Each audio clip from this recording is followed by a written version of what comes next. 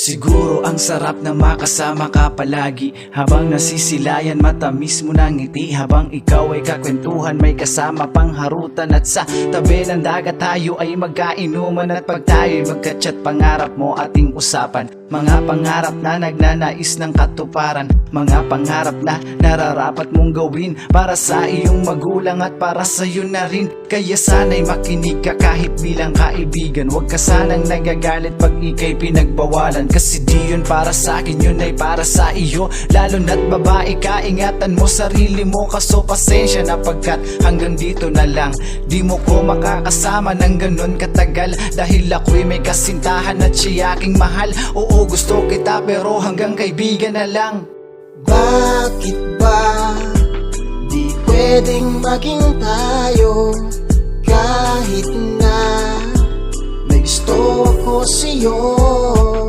Sana ay noon ka pa dumating, nang sana ay ika'y naging sa akin. Ganun talaga siguro ang tadhana, diba? Kailangan mo lang nang mamili kung sino sa dalawa yung matagal mo nang kasama, o ngayon lang nakilala yung noon mo pa mahal, uminahal mo lang kanina. Pero dapat dun sa tama, hindi pwede ang mali, dahil gano'n naman ang buhay, merong pwede at hindi, at yung hindi, yun ay tayo dahil meron ng kami. Masakit man na isipin na hanggang dun lang, kasi ang pagsasama nating dalawa ay dun lang umiikot. Ayoko mamangka ng sabay sa dalawang ilog, ayoko siyang saktan at ayaw din kitang gamitin. Mabuti kang babae at dapat kang respetuhin, kaya sana'y tanggap mo ang mga bagay na ito. Meron naman na darating na mas bagay sa iyo, kasi ako ay hindi bagay, kasi tao lang ako, at yung tao lang na to ay hindi bagay sa iyo.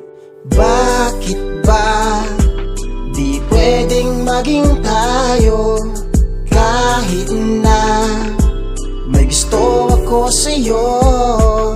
Sana ay noon ka pa dumating, nang sana ay ika'y naging sa akin.